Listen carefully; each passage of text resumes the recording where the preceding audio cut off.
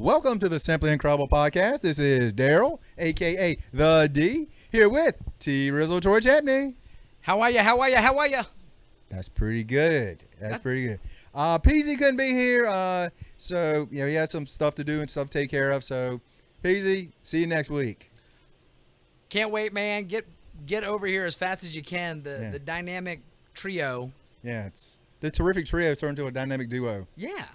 And we're putting off Comic Book Corner a week because of Peasy. Peasy's the one who wants to do it, and I'm excited about it. We got some stuff, but we're going to wait for Peasy. Hey, I tell you what, I was actually talking to my son Connor today because he listens to the podcast, and I was like, hey, what would be some suggestions you would have for it? And he goes, the one thing is I want you to tone down the UFC to 25 minutes instead of 45 minutes. Whoa, he doesn't love hearing you talk about your guy, Conor McGregor, for hour on end. I know everybody gives me grief because he is not my favorite guy. But I said, okay, good point taken. Yeah. We'll pare it down. I think Daryl would take constructive criticisms, right? Yeah, I've never even wanted to talk about these. I don't even know what those letters mean. I remember UFO. I don't remember UFC. Don't worry. We'll talk about it in length. Let's talk about that, yeah. Great detail. But I said... U is for ultimate. That's good enough for me. Well, I said, do you have any other ideas of what you might want to hear? He goes... The Flash. Yeah, always The Flash. He goes, talk Flash. We could have a Flash podcast. A Flash cast. Oh. But he said, how about every week you pick out just one hero and give a little bit of a discussion about it. Just a few minutes. That's a good idea. That is a good idea because think about it. Every week you just touch on it a little bit, and we've got the entire catalog of characters. Now, are we talking kind of current, past, or all of them? A little bit of both. That's the whole thing. It's unlimited. I mean, the individual character, the current, what's going on currently with them, or like their history. Probably all of those aspects, but what we'd want to do is get that thing kind of dialed down to a couple of bite-sized pieces because we know we could do an entire hour and a half on each character. Yeah, we've done that on some of them, and it's awesome. And they're awesome. Yeah. But for us anyway. Oh, yeah, for us. But he said, no, if you could just do a little snippet and just, maybe like change the character every single week. And I was like, oh, Connor's Character Corner. I love it. Will he need to be present for this? No. He just wants to be able to listen to it. Connor, still want you on here sometime. Dude, I told him that today. I was like, I got to get you on there, man. Yeah. He'd be fun. Yeah. He'd have a good time. You think he'd be really quiet and shy? Connor? Heck no. No. Connor's got more personality than I can contain. Whoa. Yeah. That's pretty shabby. I mean, awesome. Yeah. Awesome. So maybe we can talk about a character each week. And we got Marvel. We got DC. We don't have Marvel. We got DC. We got Image. And the other independents and stuff. I think that could be fun. Yeah. And on some of the lesser known characters, you could kind of introduce it to everybody. Yeah. So. Yeah. Super Zero, but did you ever get caught up on that? No, I read the first two of that, but that's how far? 6. Are you all caught up? I think the last couple they're going like bi-monthly now. Like 2 a month? No. Well, every other month. Every other month. All right. Which one is that? I don't know. That's why whenever someone says that, I nod like I know, but I don't know. Yes, it's every other month. Bi-monthly. Yeah, I buy my comics monthly. We're gonna have to Google this now. What is bi-monthly? That means that you buy them monthly. Yes. Legitimate point. Dude, that's what I do. One thing I was gonna say, Dennis Hayes, our boy, who is apparently illiterate according to you. I did not say that out loud. It was a loud mumble. It was a loud mumble. We're talking about sometime if he can get in on a Tuesday. Oh, cool. Can we get one done? A podcast done? Oh, sure. We'd love to have him in to roll too. Yeah. Oh, I don't know. He's evil on the mats. Oh, he's awesome. Mm-hmm. Dude, I have no ego on the mat. I come in and... Oh, I didn't say ego. I said evil. Oh, no, I'm saying I have no ego. If he's evil and can tie me into knots, I will say, great. Let me record that, dissect it, learn from it. That's the best thing, though. If you're grappling with your friends and stuff, it's awesome. They're dominant. Afterwards they can help you out with stuff. 100%. Yeah. I mean, back when I actually could grapple, that was one of the best things. Learning for people that are better. Dude, I had a lot of kind of struggle in jiu-jitsu when I first started with my ego. Yeah. You don't want to lose. No. You don't want to tap. And the thing about it is that's a real dangerous way to look. I was lucky enough to have some teachers that were like, able to take and give me guidance that, that's exactly the opposite way to get better. But the best quote I ever heard that changed me on that, I think it was Carlos Gracie who said it. He goes, in jiu-jitsu, there is no learning. There's winning. I'm sorry, no losing. There's winning and learning. Yep. Oh, I was like, man, if you look at it like that, your friends actually are helping design your next lesson. Yep. As long as you're, in the moment and say, okay, I got caught with that. What did I do wrong? Instead of just like kind of kicking yourself about losing. Now that I help one of our students here at the Edge, that's one of the things I always tell is like, listen, don't worry about if you win or lose. Just go out there, because a lot of times if you win, sadly, you don't learn much from it. It's when you lose a lot, you go, okay, what did I do wrong? Yeah. To help your game build. The other thing, if you're winning a whole lot, you have to evaluate a couple of things about your plan. Because here's the thing, literally, if I want to push my game of being dominant, I can be pretty successful against most people, which is get on top, stay on top, wear them out and tap them out. I can enforce that. But what that does is it does not take and give you the opportunity to explore the rest of jiu-jitsu. And the reason that that's dangerous is there's always going to be a time that you're going to be in a situation where you can't press your game. So the biggest thing you need to do is to put yourself in terrible positions. That's exactly right. On purpose. Let them dig in like a tick, knowing that that's the wrong thing to do, even if it only reinforces that point. But then try everything. Try things that aren't going to work the first time, and just go for it. But even then, there's a training progression. You can start out like literally, if I want to learn, if I got a new move that I just learned and I want to get good at it, I don't try it on my top training partners. Not at the beginning. I try it on the newest weight belt. Exactly right. I try it on Connor. That's just wrong. Well, Connor actually joined the class now, so I saw him coming in the other day when I was in here. He's done jiu-jitsu as a kid, but this is his first time in the adult program. That's a different pond to swim in, dude. It is. But the kid's 13 and taller than me. He is. He's gonna be a big kid. And I'm feeding him. I told him, I said, look, your whole world is chicken, steak, fish, fresh vegetables, and fruit. Every now and then a donut, but eat. I'm glad I saw you back on the mats too. Yeah, like I said, I only work with people I really trust because of my kidney. Totally. And so if one of the things I've been grappling a little bit, but I always try to. Well, the first couple of times I just went, what can I remember? Because I haven't grappled since the last week. Before that, it was 2007, 2008. Dude. So when you got back into the role, was it as fun as you remembered? Shockingly, it was like I could see things that I couldn't see. It's baffling. It's like, wait, did I get better? Dude, I hear that. By not doing anything? I hear that like regularly from guys that have been off for work and injury, they moved, whatever, and they come back.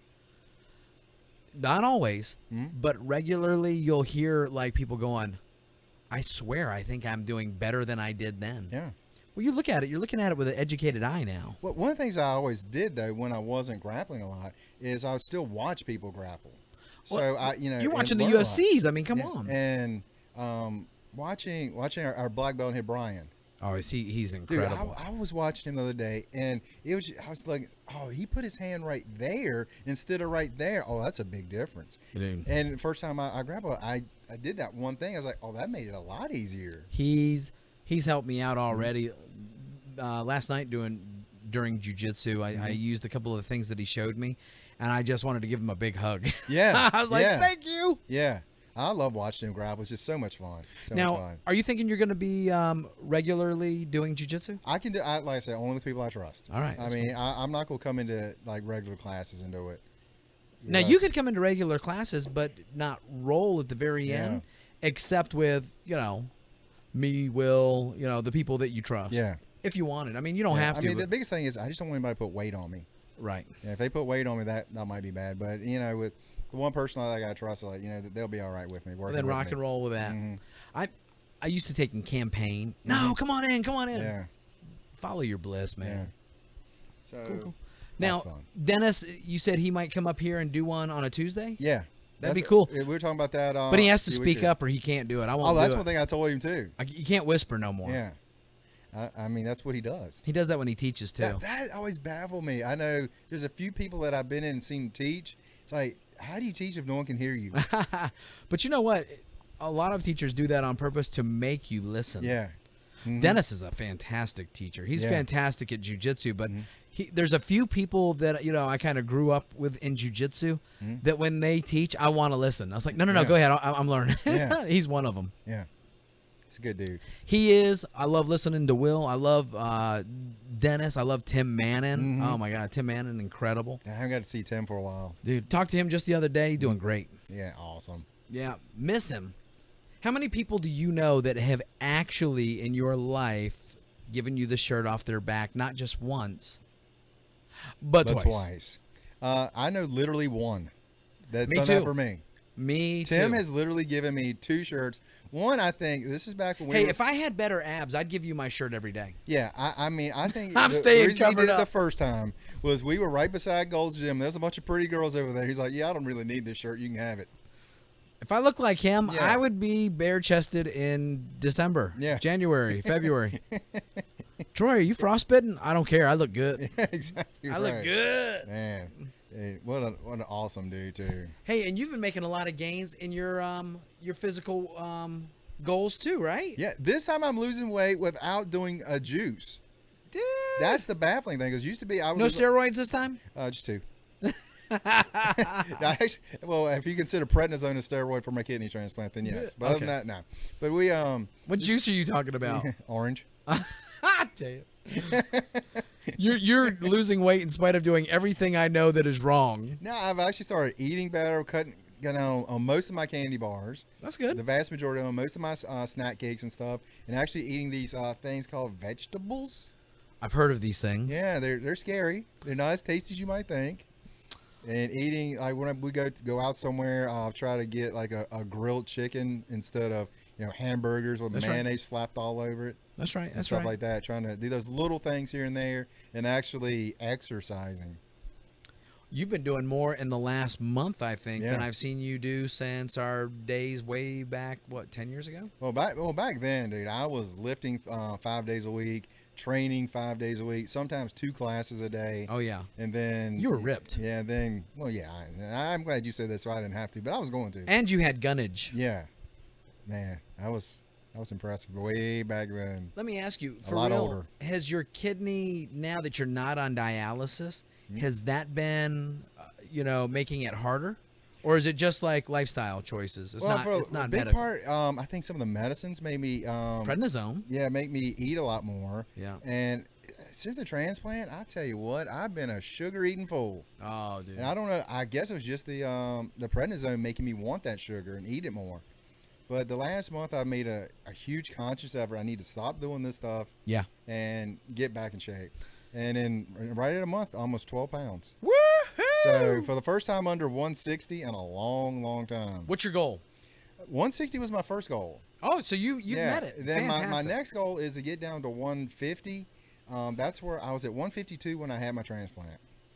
I got down to 147 just after my transplant, but slowly started creeping up. What was your, when I met you at Gold's and you were like, abs and guns and stuff. And mullet, yeah. Yeah, and Coke bottle shaded glasses. Those things are beautiful. Those were birth control glasses. Yeah, the BCs. They're bad. But what was your weight then? When I first started, it was right around 125. And by the time, I guess when you guys left, I was probably around 145. And I was lifting every day, just muscles like on top of muscles. Okay, but I was going to say 45 was that from 25. That was muscles. Yeah. Mm-hmm. I remember you. That Man. was impressed. working. That was the Friday night after classes, scaring people because his shirt was coming off and I was posing in the mirror. I loved it. I remember one of our guys. He decided he was going to try to pose beside me to impress one of our girls. Yeah, he never did that again. Who was that? Troxel. Oh, dude, that dude. I mean, Okay, all right. He was pasty and no abs. Yeah, that's the end of my conversation about him. Yeah. I was going to say Bailey, but that didn't. Yeah, whatever. Maybe we ought to swim in this pool because I don't like the water in that pool so much. The progress that you're making, encouraging. Very much so. My hips and knees are starting to feel a lot better. Very cool. Like when I'm at work, I feel like I got more energy. I mean, yesterday for the first time in I don't know how long, I worked a full day and then went home, rested for a little while, then went to the trail and walked 4 miles. Well, let me ask you this. What do you think was the catalyst that was like, because you can't say I just got tired of being out of shape. Was there a moment where you were like, okay, because you've always felt like that. Everybody who's out of shape has got to feel like, oh, man, I hate looking like this. I want to look better. It was. What was the match? Kara come back from having a baby, and I see her in there working hard to get her black belt. And one of my big thoughts were, she's going to need sparring partners. I need to be in shape so I can spar with her. Which you did on her test, and too. that was one of those steps for me, seeing her. And just how impressive she was doing what she did. I was like, I need to step up and do better. I love the psychology of personal change because I believe in my heart of hearts that if you do not have an understanding of what is necessary intellectually, psychologically, to take and make these things, there's absolutely zero chance for either lasting change or repeatable results. And then I've got some goals, some events I've got. I'm talking about doing. At the end of this month, September, there's the 4 miler. So that's one thing. I do that every year, and I hope to do it a little faster than I've been doing it. Is that during the 10 miler? Yeah, they have a 4 and a 10. Okay, that's what I was wondering. So, and then me and one of my friends, we're looking at doing a Rugged Maniac. Now, how can you do that with your kidney if Well, it's. I don't think there's anything that's going to like hit me or anything like that. There's like some obstacles you climb over. Yeah, that's what I'm wondering about. Like some mud you climb in. I mean, you crawl through. You good with all that? That's good. That should be fine. That would be great. So, dude. And then we're also looking at, and this one is in April. We're looking at a Spartan Sprint. Now that is that the one at Wintergreen? No. This was gonna be in Charlotte. I think it might be at the Motor Speedway or somewhere down there. But they have, it's like the Rugged Maniac, and then they kick it up a couple notches. I've heard of them. But they're both 5Ks. So we're doing then they have like the Elite Spartan. Yeah, I'm not doing that. Oh, you've got to really want to commit. Yeah. I've seen videos of something like, I've got, almost 8 months to get ready to try to do that. So here's what we have for your goals. The 4 miler, which is coming up just in a couple of weeks. Yep. And then the next one is in April? No. October 1st. October is the Rugged Maniac. They say that's not too hard. And where is that at? That is in Richmond. Okay. And then in Turkey try to do that every year. That's the 5K. Okay. And then after that, all eyes set on the Spartan maybe. Spartan Sprint. Maybe. Good for you. So that's the plan. Have you been sleeping more or better? About the same. I will say this. I don't know. Are you like this? If you don't sleep a lot, I mean, if you work out really hard, do you find it hard to sleep? It depends on when I work out. If I take and do it really close to bedtime, I'm amped. And then I'm going to have a hard time. I have to unwind, and then it might be 1 or 2 o'clock, and I got to get up at 6. Yeah. But if I work out like around anywhere from 3 to 7 in that area, dude, if I work out really hard, I sleep like a log. What about you? No, I'm the exact opposite. It's like my body is so tired, yet it doesn't want to sleep. Oh, dude, I don't have that. I mean, it's like I feel for you. The other day I did a lot, and then I slept for like 3 hours, and I woke up. I could not go back to sleep. Have you had that regularly throughout your life, a hard time sleeping? Like sleep problems? A lot of guys I know, I was on dialysis for so long, so sleeping 4 hours, I got so used to that, and that being my regular sleep. Gotcha. Like some days I'll sleep like 7 hours, and that's a lot of sleep for me. That is a lot for me. I usually, if I can get 6, I'm golden. Yeah. If I get 7 to 8, I mean, that's really good. Well, if I get 7 or 8, or maybe slightly more than that, I feel like I'm exhausted from sleeping. Well, it's almost like you go into like a second bout of like, you get a second wind. Yeah. You get a second sleep. Really? You're like, okay, I know I need about another 8 hours. Mm-hmm. No, I've never heard of that. Yeah. That's not documented. That's just my theory. I mean, I've heard it now. I'll tell you this. If I take a power nap, I can only take a power nap for like 10 to 15 minutes at the most. If I sleep longer than that, it's harder. I don't feel as rested. I feel tired when I get out. I took one today. It was about 20 minutes because I was like, I don't think I'm going to be able to come and train tonight. And after that, I was like, my body felt totally different. I was like, all right, we can do this. Well, until I got poked in the eye tonight. Well, if you can come in and literally do just a few minutes of motion, I'm real big on motion creates emotion. If you take and wait until you feel good enough to take and do a workout, you will sit on the couch forever because it's more comfortable. You come in and just move around for a few minutes, you're good. Yeah. Jiu-jitsu, I love that about jiu-jitsu. I don't care how tired I am. I start to roll. If I get like literally just a couple minutes in, I am awake. I feel good. And if I roll for like, a good 30, 40-minute session, man, I tell you what, I'm the most stretched, like partner stretched, loosened. I sleep like a baby. And I feel like $1 million. Now, what about lifting? You doing any lifting? Not yet. I'm going to start doing that. I was thinking about actually starting after the 4-miler. 4-miler? Yeah, but I probably need to go and start doing it now. Especially a lot of leg work, so I really need to do. Yeah. Let me ask you this. Do you have, because I struggle with this, and I know it's stupid, so you don't have to say that. I know it. Do you ever have that thing where you're like, I think I'm going to start this next Monday. Oh, wait, I can't. I'm going out of town for the weekend, and I'll miss my whole rhythm. I'll just wait 2 more weeks to put it on. Do you do that? Sometimes I do that, but for me the biggest thing is if I have a workout buddy and they can't do it on a certain time or something like that, then I just put it off. A lot of times I can't motivate myself if I have a workout buddy, or vice versa. If I'm doing it by myself and then they want to jump in, but it's like I need to wait a little while. It's like I can't wait for them. I got to go and go. Oh, dude, I have heard forever workout buddy is one of the best things to get better results. I hate him.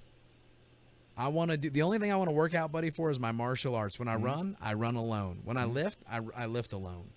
I'll say I've always gotten a lot more out of when I'm working with people. Everybody says that, and I don't know if it was just my.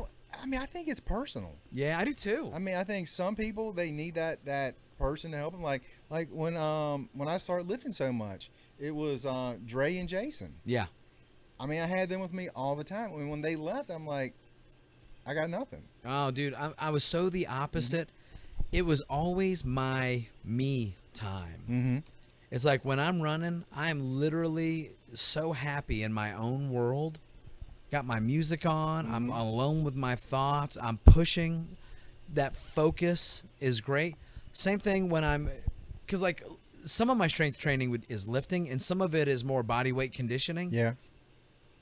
And the same thing, if I've got good music on, I'm in my own world of, push, and I love it because I'm such a cheeseball. Half the time I'm like the star of my own movie and going through whatever I'm going through, and it's dramatic and adventurous and totally goofy. I will never admit with the storylines I act out.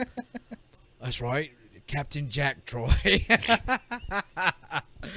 Yeah, they could be horribly stupid. I can just imagine you jogging and thinking about, hey, you know what they call a cheeseburger in France? Royale with cheese. A quarter pound with cheese. Do you do that though? Like when you are working out, like have like almost like especially when I'm running more than anything else. If I'm running and I'm listening to music, what are you visualizing? Do you ever visualize like? I mean, honestly, I always go down to the trail. And they have every quarter mile marked. So, like, if I'm going 4 miles, I'm thinking I've got 16 quarters to go. As I go past each one, that's what's in my head. You're counting down. Yeah, I'm counting them down. Yeah, that's cool. And if I'm running outside, I'm more like that. If I'm running on a treadmill, I'm the star of a new movie script that I've written. So, wait, are you talking to yourself on a treadmill? I won't say talking to myself, but I'm actually, all right, picture it like this. I just imagine the gym and everybody's like, I'm not going within three treadmills of that guy. What's wrong with that dude, man? He's a weird dude, man. That cat is out there. But no, I literally, I don't want anyone talking to me. Don't come in and talk to me. I don't want to talk to you. I'm running. This is me. But like, I will act out according to what the lyrics are. If they inspire me to think of like an action fight scene at the chorus, you know, and it'll be the star of it. Like it could be a Jason Bourne or a John Wick. One thing I like to do, I like to take and put on YouTube on my iPad, and I'll have it on my treadmill, and I'll have playlists of superhero fight scenes. And I'm listening to my playlist and watching Captain America versus the Winter Soldier. Wow. Let me tell you something. You want to get pumped up when you think that you're Captain America running to save Black Widow against the Winter Soldier? I'm sorry. I don't care how tired you are. In that moment, you're Captain America. I mean, like I have my music, and there's some songs that will pump me up, give me that little extra. But right now, I'm just trying to get my legs under me, get that strength back to running. Well, to actually start running. Right. And my workout buddy is kind of setting the pace for me. So right now, I kind of need that push.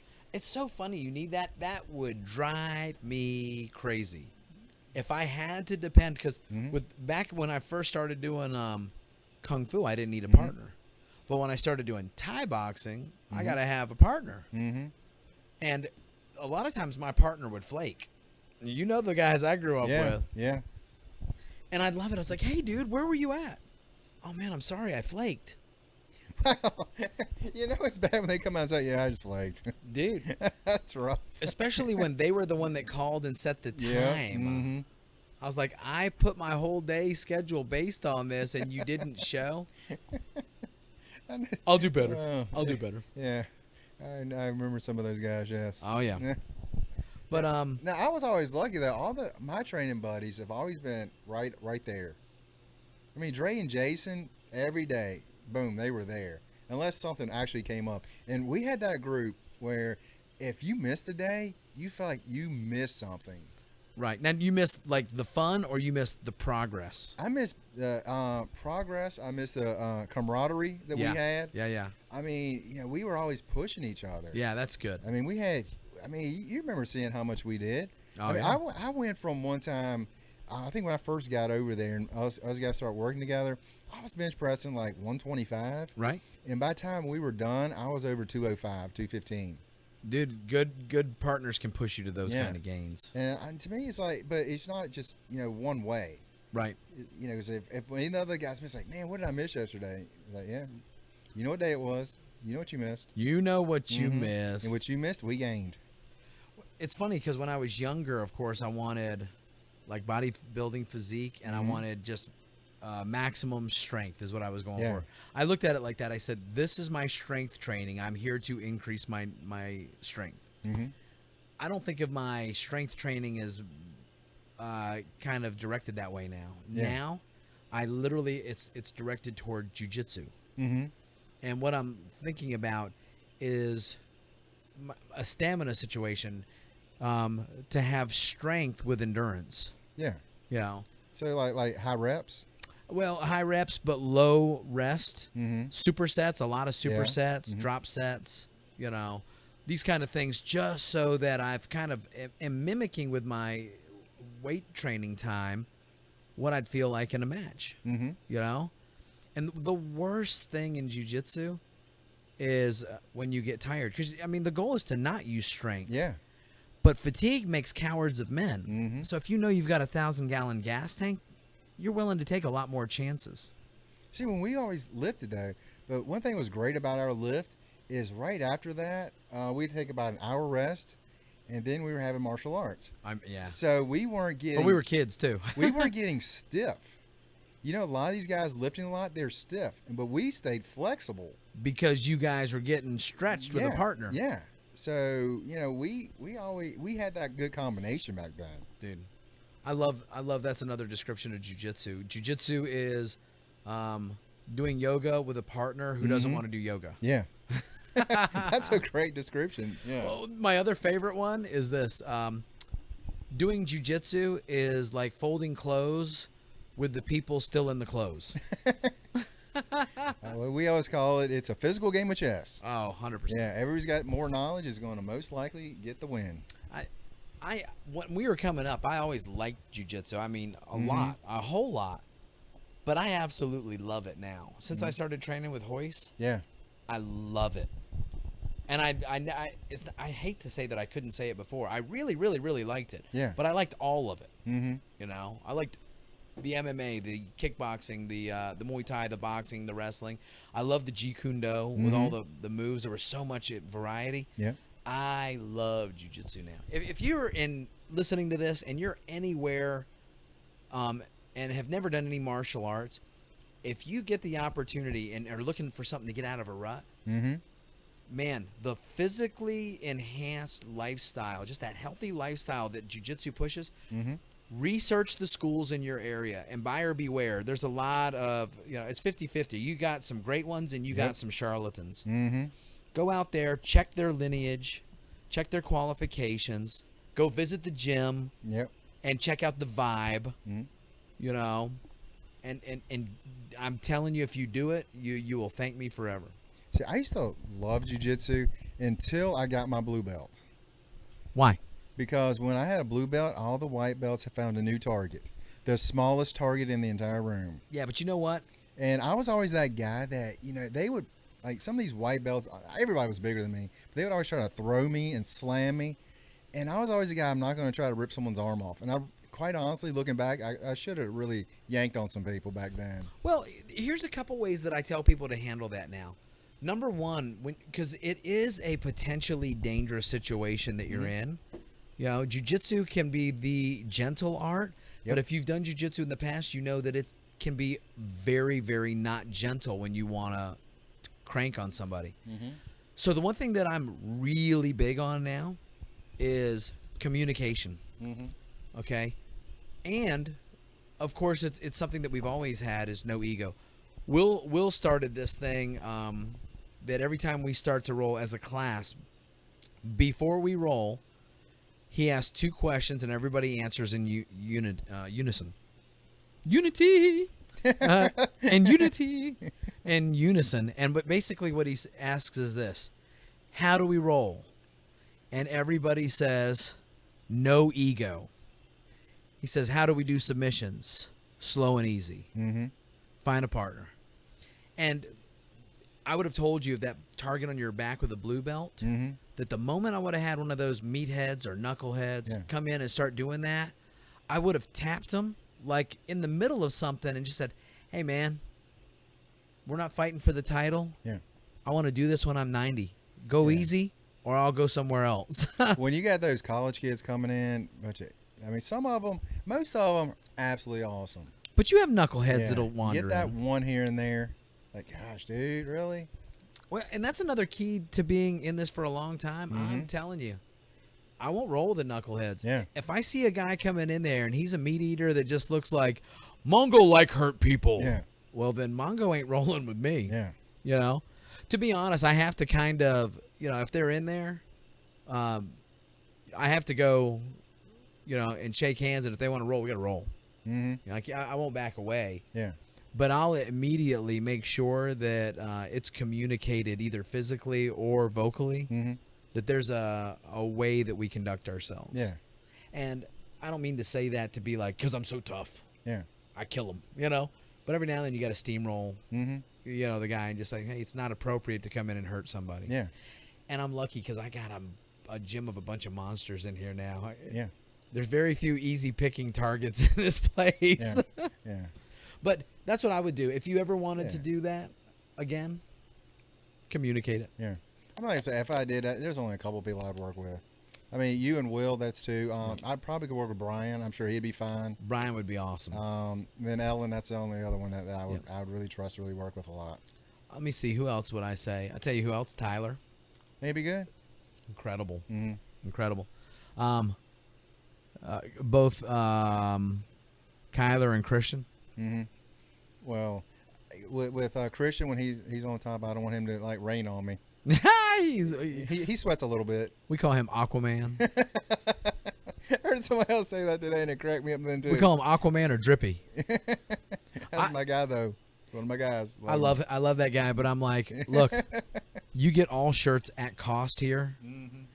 You will have a fresh shirt on before we grab in the next class. I mean, it looks like somebody, like he said, hey, coach, I got to go wash my car with my shirt real quick, and I'm going to put it back on, and then I'm going to roll with you. Absolutely not. He could wring that shirt out every day. Oh, dude. If we let him have the same one on, he could wring it out 3 times a day. Oh, yeah, you mentioned something earlier, movies. Oh, let's segue, movies. Well, this is kind of a shift. Rick Shabani, one of our guys, he did a podcast with us. Did you read one of his posts the other day? Yeah, that he's doing a second independent film? Yeah, he's done 2 independent films already. Woohoo, go Rick! Good job, Rick. He said he's been in California for a month, and he's already done 2 of them.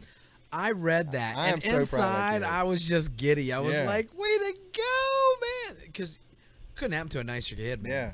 He's a good kid. And by the way, I think we're both still looking for our cameos. Oh, yeah, absolutely. If you get rich and famous, please come save me. Yeah. I know that you've got a list of everybody who's ever met you who was on that list, but we've got to merit some ups with the podcast, right? Look at all we've done for him. Yeah. What have you done for him lately? Yeah, I really got nothing. Hey, good luck, Rick. Keep going, man. Hey, we saw a movie this weekend. Me and Connor did. What's that? Give you a little quick review. Mm-hmm. What is it? Ben-Hur. How was it? It was okay at best. I would give it a C. Who was in the original one? That wasn't Heston, was it? Gosh, I'm thinking it was either Heston or Douglas. Yeah, I'm thinking Douglas. I'm thinking Kirk Douglas? Kirk Douglas, I believe it was. I'd never seen the original one, and that's one of the ones, we had talked about. That's one podcast we want to talk about is classic movies every man should see. Yeah.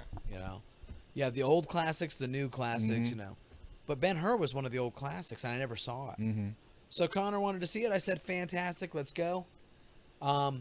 It was the first part of the movie. Connor even whispers over to me, like 30 minutes in, he goes, this movie sucks. I don't know what's going on at all or who these people are. Uh-huh. And I had to agree with him. I was lost. Mm-hmm. As it went on, it developed, and the story was okay. Mm-hmm. Had a couple of moments, like, you remember in Braveheart when his wife gets, put to death? Yeah. And your fire is lit for the rest of the movie. That's it. You're in. Yeah. I'm on your side. Let's go to war. It's all right. We're killing them all. Mm-hmm. Well, this one had a little bit of that. And ladies and gentlemen, Conor McGregor just stepped in for a second. I think you get the wrong man. It's a different accent. I'll kick you in your Lucky Charms. They are magically delicious. I mean, bunch. You would know. Legitimate point. But the whole thing about it, the chariot scene at the end was exciting, but it was just too little. Now, too late. Was it a lot of CGI in that? Because in the original, they didn't have CGI. I would say that they had CGI. And they were having some cool stuff in that original. Did you ever see it? I've seen like bits and pieces of it. Yeah, I have too. But I mean, I think we've all seen the chariot scene in the Coliseum. Yeah. They're going around and stuff. I was like, wow, that's impressive. I'd actually like to watch it to compare it. Mm-hmm. Because this one was just okay, and that one was a classic. Mm-hmm. But you know what the number one thing on it that I loved? What's that? And this is why I didn't give it like even a lower score. Unexpected. And I didn't know this. Maybe everyone's like, well, of course, that's part of the movie. But I never saw the original. Jesus is in the movie. Really? Yeah. Mm-hmm. And there's one scene where he is, all of a sudden in his Braveheart, I'm getting my reason to become Ben-Hur Batman, I'm being, wrongfully accused and beaten and publicly humiliated. Well, it looked like he was carrying like a cross through the street, like they were going to crucify Ben-Hur. Yeah. And along the way, he falls down, and Jesus is in the city. Like they know him as this carpenter who is just, wow, there's something special about him. Mm-hmm. And he's talking, and his words, man, if you listen to him, wow. And all of a sudden he looks up, and it's Jesus who has a thing of water. And the guy goes, no water for the prisoner. And Jesus looks at him like, yeah, whatever. and he goes, drink.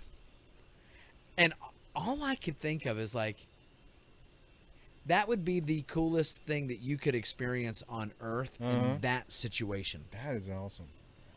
That's the coolest thing ever. So that was unexpected. And Jesus made appearances throughout the film, just little things. Jesus and his cameos. Jesus was ruling, man. That's awesome. I don't have to see the original to see. Yeah, me too, to see if he was in there.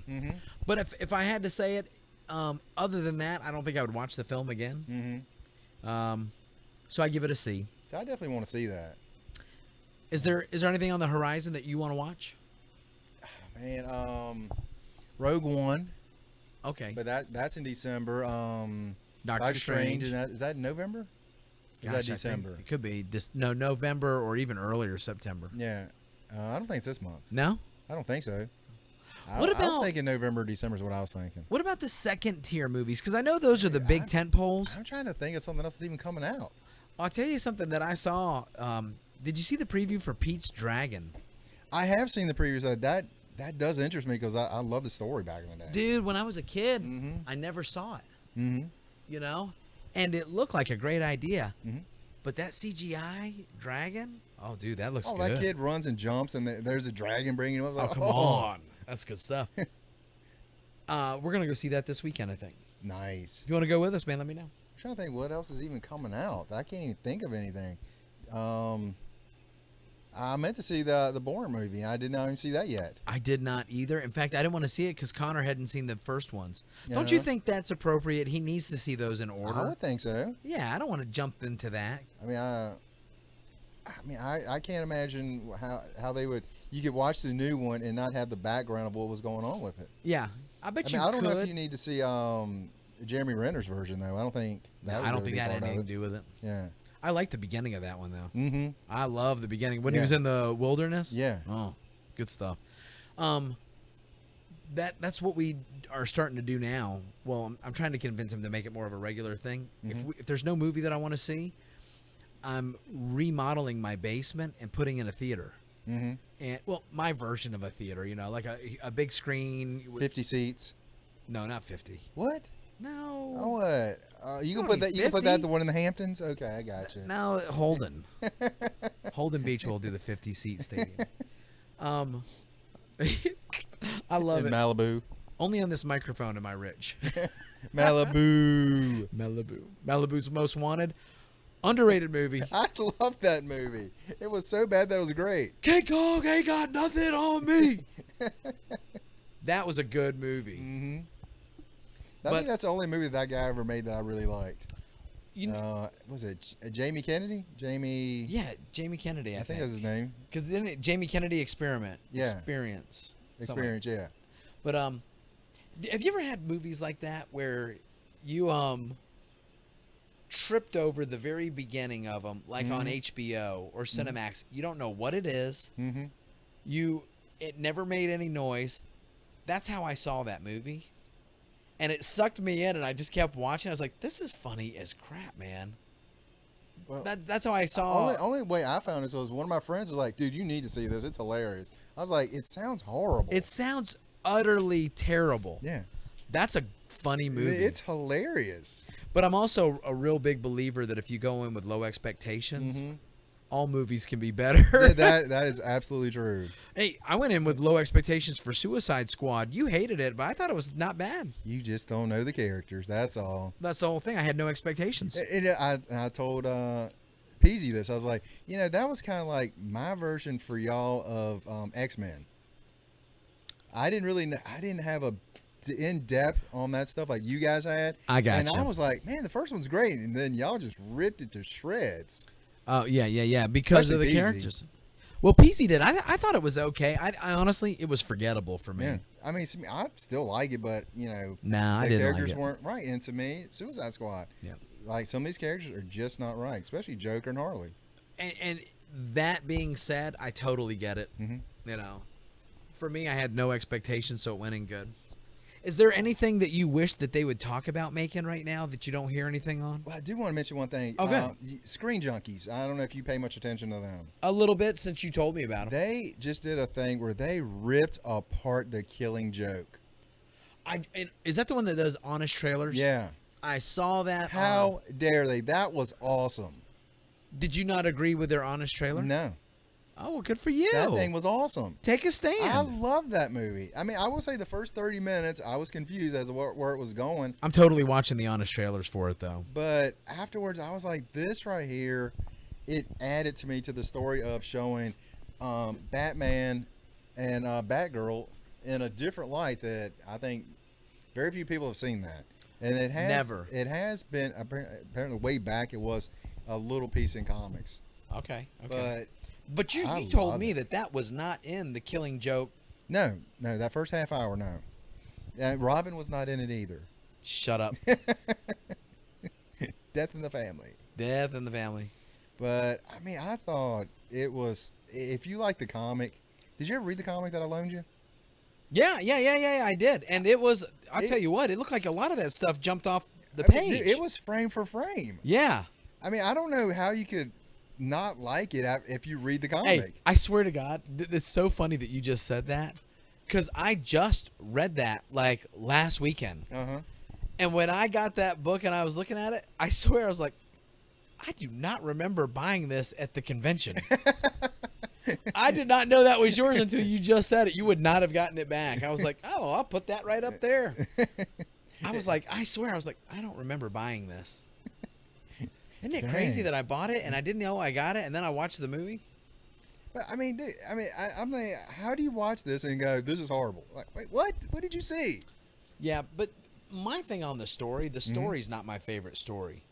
Parts of it will be some of my favorite parts in Batman stories. Mm-hmm. I loved the Joker's history. Yeah. Love that.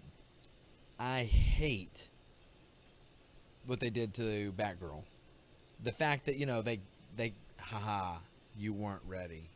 I got you forever. I don't like that. Yeah. That's part of comic books. Batman, you don't ever get the beat on him. Well, same with Batgirl. She's in that realm. Mm-hmm.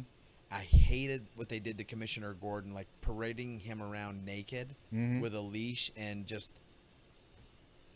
I was like, I would kill somebody.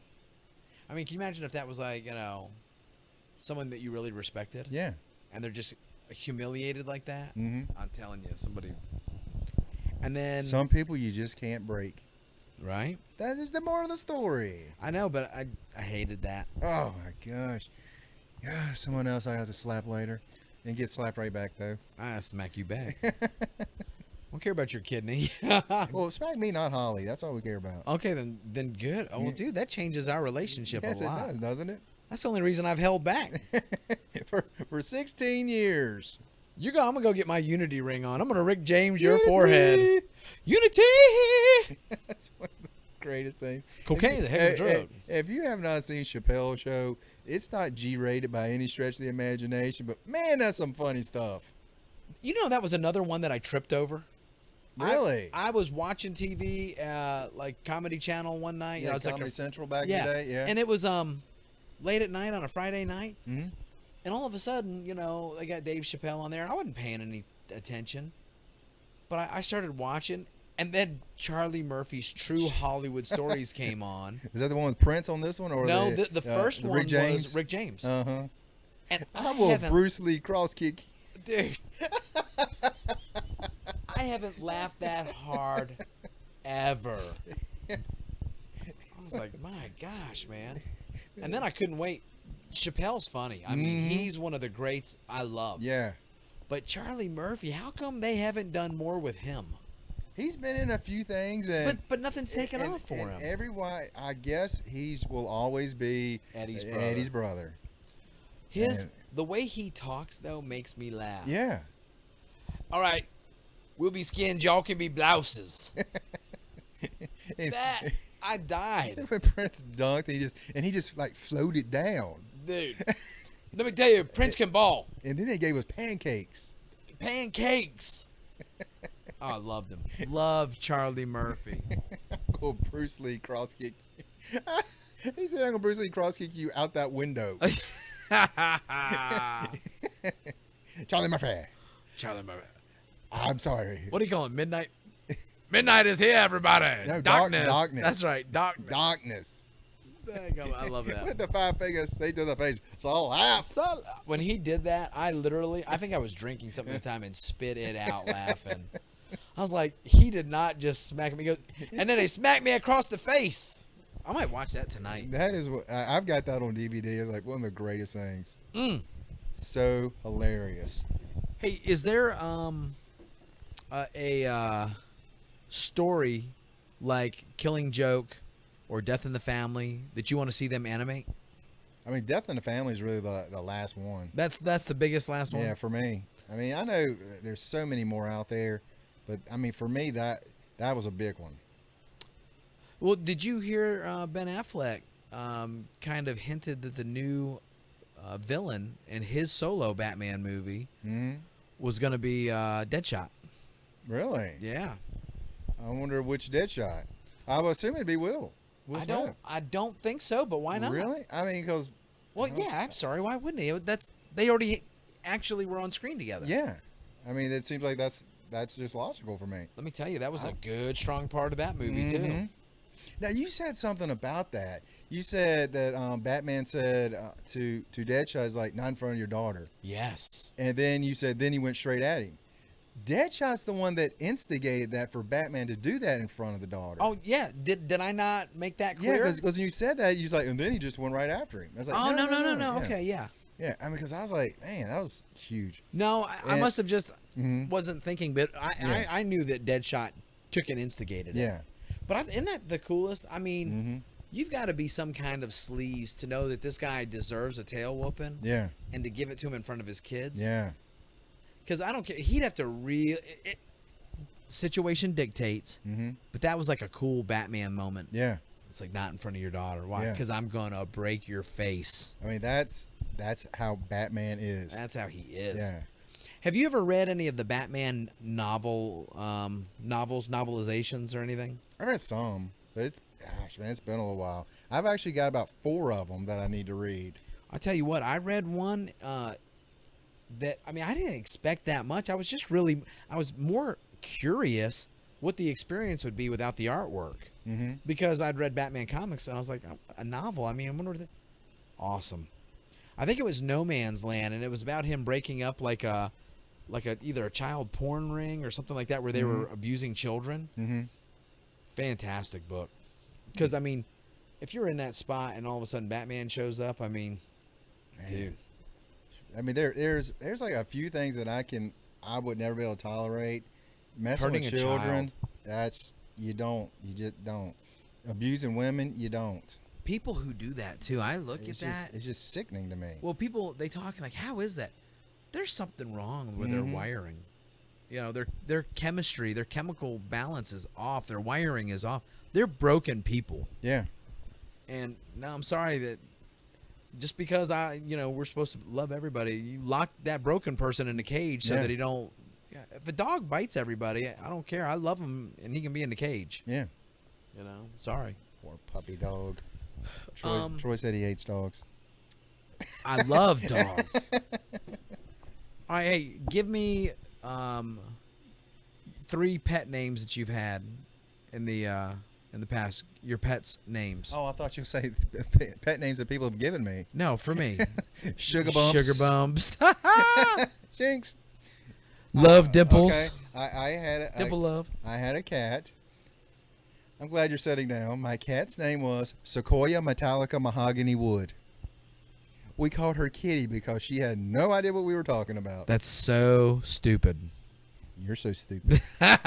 Your brain's got the shell. That was on my it. baby. I love that cat. Your brain's got the shell. I give you my Tommy boy comeback. We would it was funny.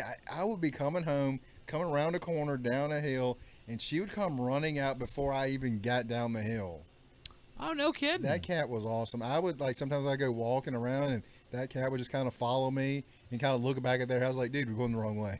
Dude, I just barely, I say barely, maybe a couple years ago now, but I lost, out of all the cats I've ever, had, Nip It. Nip It. She just passed away. Nip It. Nip It. Like Barney Fife, nip it in the bud. Yeah. In fact, that's exactly where her name came from. Really? Was because she started being around, the house, and my dad is this bear of a man, but he's a teddy bear too. And he saw that she looked hungry and was just looking, and gave it something to eat and drink.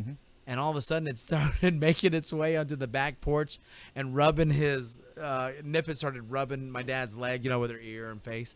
And he goes, you better nip that in the bud. You are not living here. And it was the closest that I've ever seen a cat act like the relationship you'd have with a dog. Come when you called, lay down, roll over, shake. I mean, I've never seen a trained cat like that. Yeah. Awesome. Come up and just snuggle with you as long as you wanted. When you were done, all right, hop down. Crazy. Well, see, my cat, she had 2 kittens, and anybody Kitty? else, Kitty had 2 kittens? Yeah, Sequoia, Metallica. Mahogany wood. Yeah, and she would let me come over and rub the kittens. Anybody else goes near those cats, she was ready to fight. No kidding. I was like, that is awesome. Dude, she knew you're okay. My mom would try to touch a cat. She would get a smacking. my cat would be like, no. I'm like, wow. Dude, now, was that your only cat? I had another one, gosh, back when I was just a little kid, and for the life of me, I cannot think of what that cat's name was. I mean, I was probably like 3 or 4 when that cat died. Oh, okay. And I had 2 cats one time named Mulder and Scully. Oh, X-Files. Dude, it was awesome. Mulder was the devil. Scully was like this scared. I mean, she was a rescue and was so scared. I mean, even after all the years we had her, would barely come out to even be with us. And I mean, we had her for years. Skittish the whole time. Mulder, that's the closest I've ever come to taking a cat apart with my bare hands. Oh, great day. He got out. He was a house cat. Got outside, and I was afraid. I was like, you know what? I want him inside because he hadn't been acclimated like that. He'd get hurt, hit by a car, something would attack him, and he would freak out. Like when he got out there, he'd get like, and I'm like, whoa, and I went to pick him up to bring him back in, and he was not going to be easy to catch. He latched onto my hand so bad I could not get him off, and was drawing blood. There was blood squirting out of my palm of my hand. Great day. I took that thing and raised him above my head and threw him as hard as I could across the yard. The only reason I didn't slam him to the ground, I was afraid I'd kill him. And we eventually got him back in. I had to go in and go to the hospital. I was so mad. Great day. Only time I've ever had anything where I wanted to hurt an animal. And I had one puppy. What was his name? Penny. Penny? She was a little, they said, like Australian sheepdog, kind of a mix. She's a tiny little thing. And she was real sickly. So it was kind of great. Not that the dog was sick, but I had to give the dog medicine, and it was on my medicine schedule. I was like, this works out great. Oh, cool. I take my medicine, but unfortunately, Holly decided she was allergic to them. I had this dog for 1 week, and I had to give it up. They did my blood work, and they said, are you missing your medicine? I'm like, no. Like, something's not right. I was like, well, I got a puppy. He's like, yeah, I think the kidney's allergic. Oh. She was a sweetheart, too. What kind of puppy? She was an Australian sheepdog mix. Oh. Smart dogs, dude. Yeah, she was a tiny little thing. Are those the black ones? Yeah, it looked like a min pin. I don't know what that is. A mini Doberman Pinscher. Oh, okay. Long hair or short hair? Real short. Okay. But she was adorable. But anything that's a herding dog like that, awesome animals. And I gave her to somebody that worked near me, so I could see her some. And she grew up a lot. I thought she was gonna say small. No, she was like waist high last time I saw her. Oh, so you've been able to go visit? Well, it's been a long time since I got to see her. Because they are no longer working beside us. Oh, gotcha. Yeah, so I don't get to see her anymore. But I was like, oh man, such an awesome dog. So that dog hated my mom too. Penny? What was the dog's name? Was Penny, named after Penny from Big Bang Theory. Penny. Mm-hmm. Penny. Penny. They were like, Penny's a stupid name for a dog. It's like, you know what? You name your dog what you want. I'm going to name mine what I want. That's why I asked you, because I think that's cool to listen to other people's names for their pets. Yeah. I mean, I'm like, why? Who cares? Connor, someone else. Every time that we get a dog, in the past with Connor, he wants to name him Fred. Flintstone? No, just Fred. Krueger? I want to name him Fred. His name's Fred. And I'm going to love him and rub him and call him George. Oh, wait, wrong name. Now, the dogs we have now are Obi and Gracie. Obi-Wan Kenobi and Hoist Gracie. so Obi and you Gracie. named them? No, Connor did. Really? Yeah. You gotta love that, right? Yeah. I mean, I just, that's names that I would just look at you and go, that's who you named them. My dad's mom and dad's dog is Cece. Cece stands for Concrete Critter. I thought you said for pizza. Right. Cece's Pizza. No, Concrete Critter, because my dad loves. I mean, we're a Crete family, concrete company. In fact, he named the cat that we had with Cece Crete. And that was the neatest relationship. The dog and the cat played together like best friends. Dude, you know, I think that old thing about dogs and cats hating each other, I think that's totally false. I think it's possible they have some, instinct that sways them that way, but not always, because I saw it. I mean, I see lots of them. They just play with each other. And you see dogs, big dogs, these little cats, just being so gentle with them. Oh, let me tell you, Cece's a big dog. She's like a lab retriever mix. And Crete was a small cat. Yeah. And they would play fight. And when they would play fight, Cece would kind of like she was shaking hands like paw. Yeah. And would like swat her. Yeah. And the cat would be kind of like, dodging it and then jumping on Cece. And of course, Cece was long hair, so she couldn't even get her claws or teeth there. And then she would sit there and start licking her, and Cece would roll over, and then Cece would lick her, and then they'd box a little bit. The best thing. Crete passed away, and Cece has been depressed since. I mean, that dog was nothing but happy, smiles, loving. She's sad. To this day, she's sad. Breaks my heart. But you lose your best friend. That dude, I was like, that's awful. That is awful. Growing up, my best dog was a collie named Gidget. That dog was smartest animal I've ever. Used to wake me up when it wanted to go outside. In the middle of the night, every single night, that dog would come up to me and paw my face. Not hard enough to hurt me, but like, I want to go out. Wouldn't bark, wouldn't bite, would just paw my face. Oh, Gidget, leave me alone. No. I let her out, and then pretty soon I hear her scratching on the door. Like maybe 30 minutes later. I get up every night. I don't think I had a good night's sleep for 15 years of my life. And the other dog was Sugarfoot. I love that name. A lot of puppies. A lot of kittens. I love pets. I saw a movie the other day, and they had this dog trained to where when it wanted to go out, they had a bell. They just go up and ring the bell. I'm telling you, dogs are brilliant. Remember Young Guns? Yeah. Pig smart as dogs. Young Guns. That was a great movie back in the day. I love that. I didn't like the second one too much. I love the first one. It was okay, but the first one was gold. Now, do you like Westerns? Not very many. No? Not too many. Just as a genre, or just haven't seen good ones? There's a few here and there that I like, but I don't know. What if you ever get in the mood like, oh, no, I want to watch a cowboy? No. Oh, dude, love them. No. Love them. It's not like I got anything against them. It's just, I don't know. They just never really struck my fancy.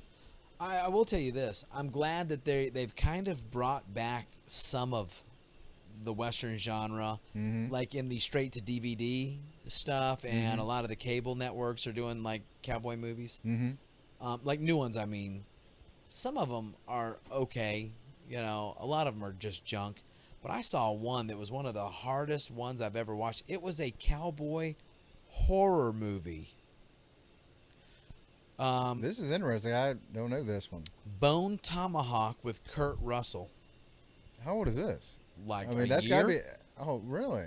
I was thinking not Kurt Russell. What was his dad's name? Douglas Russell? No, I mean you talking about Kirk Douglas. Yeah, instead? that's what I was thinking of. Yeah, it's everybody. I do that all the time too. But It's a regular movie. I don't remember hearing about this one. It's a straight to DVD. You will not hear about it. And but the end of that movie is so gruesome. I've never seen anything as gruesome as that. The way that these Indians end up killing some of their prisoners. I'll tell you one of them because it was this. They've kept these guys in a cage. These Indians are huge too. They're not just like regular size. It's almost like they're pro wrestling sized Indians. This one tribe. They're all damn near inbred, so that they will not communicate. They're cannibals.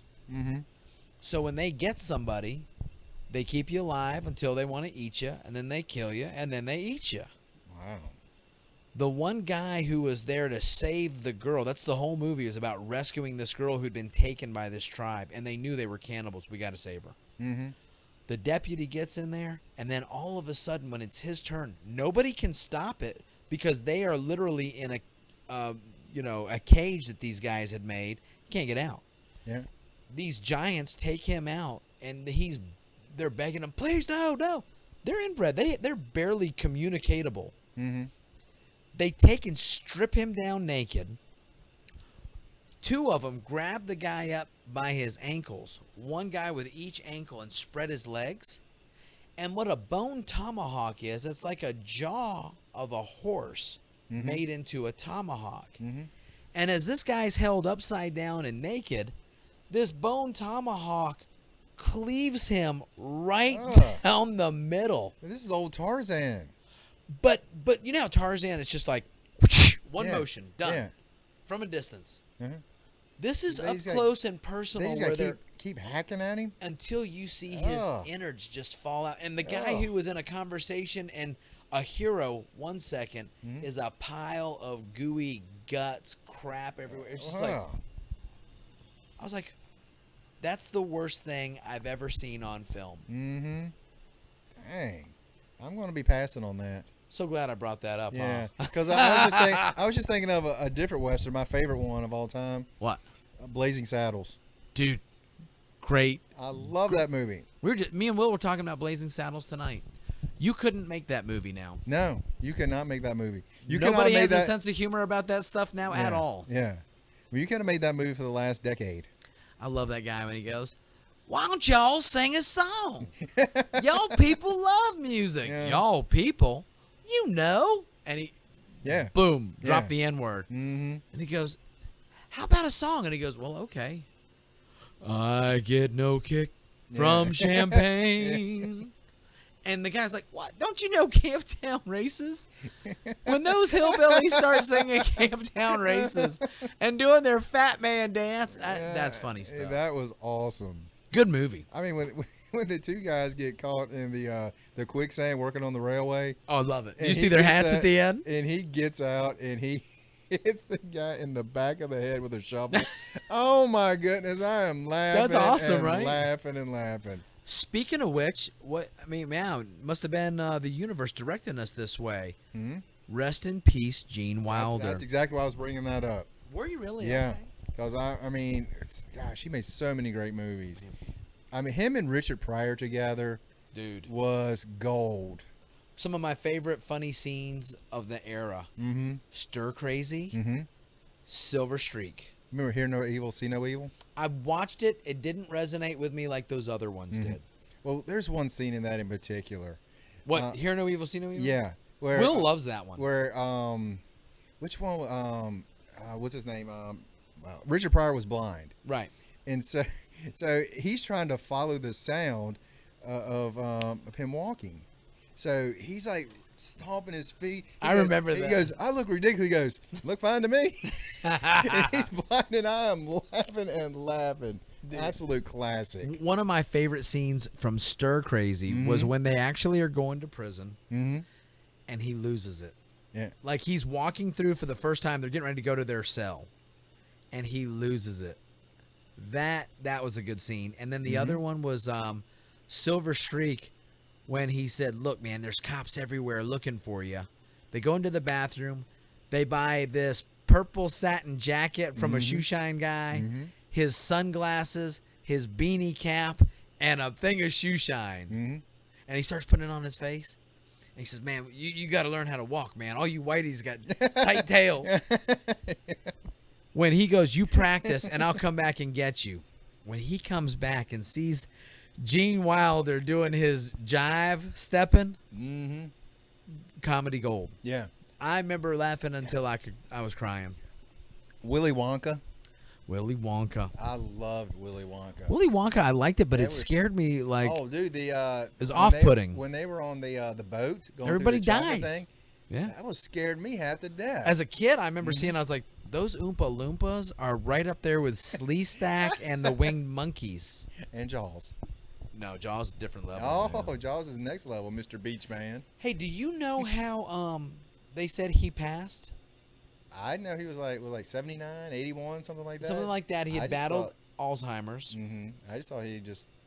Well, had a they heart attack or actually something. made I don't know. a mention because it was really sweet how he had his final moments. Mm-mm. He was surrounded by his family and holding their hands, and as he actually passed, the song that they had music on, and it was Somewhere Over the Rainbow. Oh, that's awesome. Is that awesome or what? Mm-hmm. Gene Wilder, yeah, you deserve to take and pass. The joy you gave us, that's awesome. It's a classic actor. Loved his stuff. Loved it. Rest in peace. Thank you for the laughs. Mm-hmm. That might be a good place to end it on right there. Yes, on a sad note. No, on a celebration of the man's joy that he gave us. That's what. Before we go, I just want to ask. Now, if you had your best way for people to remember you, how would it be? Oh man. Honestly, with a smile on my face and hopefully that I did something that made them happy. Mm-hmm. I've said this.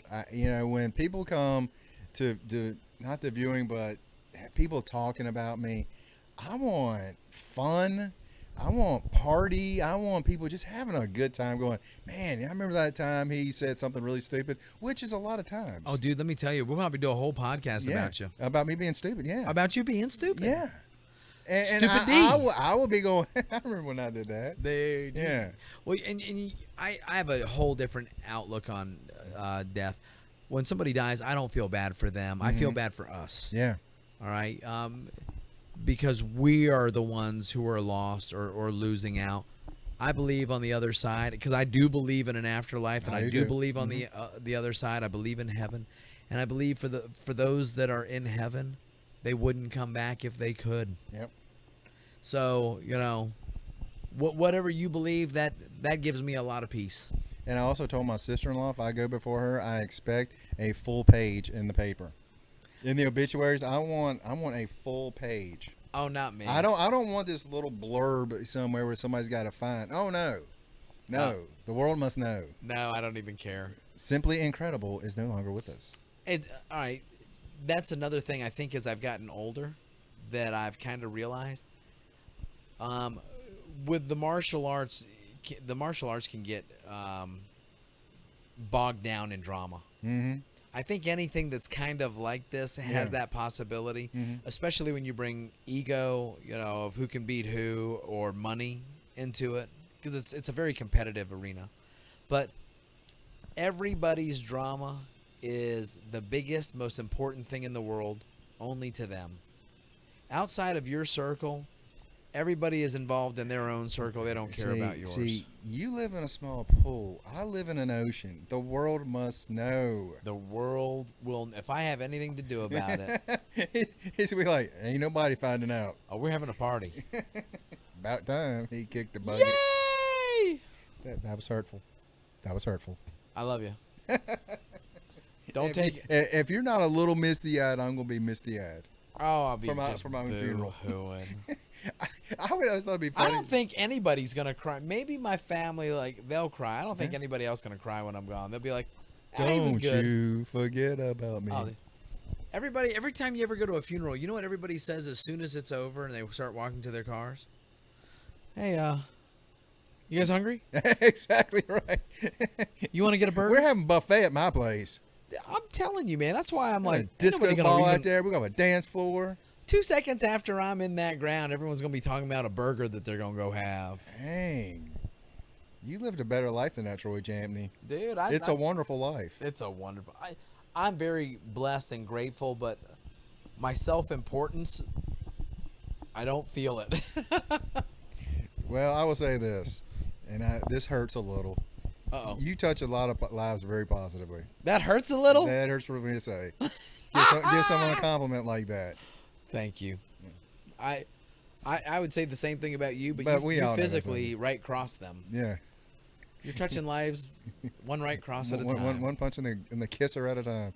Now, it's one of these funny things. Me and someone else was talking about this. Like, I'm trying to be less sarcastic and telling people how much I appreciate them.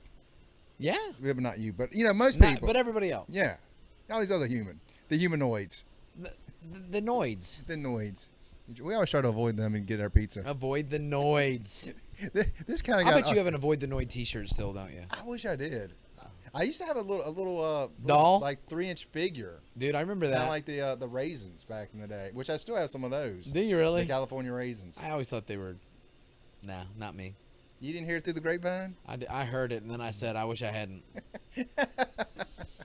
I heard it, dude.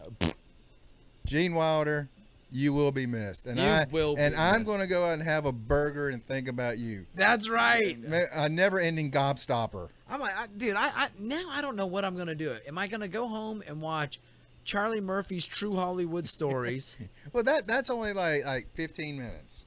A Western, Blazing Saddles, or there's one Silver Streak and Stir Crazy. Both of them. God, great day. One thing I know I won't watch is Bone Tomahawk. Yeah, I'm never watching that. Yeah. I wish I could have a delete button in my head for that. Delete. That's something you will always live with. Oh, I hate I'm always just imagining this now, and I don't like the imagination I'm getting out of that. Hey, next week I'll teach you how to Bone Tomahawk somebody? Change your memories. Oh, really? Yeah. Like Arnold Schwarzenegger did? That's right. That's my chopper. It's not a tumor. Not a tumor. Hey, next week come back, we'll be doing Comic Book Corner. Assuming Peasy can make it. Peasy, we miss you, buddy. Yes. We need you over here. Maybe a film review of Pete's Dragon. I need to see this. Connor's Corner with a new character bio. You want to pick one now or you want to wait? Let's talk about it and see if we can't kind of organize that a little bit better. Okay, guys, if you're still listening to this, pick a character for us. Throw it out there. If you're still listening now through our funeral arrangements and stuff, you're a better person than me. I may not even make it this far when I'm editing it. I love it. Yeah, the editor's like, I just quit it after that. It's just brutal. We talked about dying. I was sad to see him. But that's all we got. That's it. And you guys have an incredible day. See ya.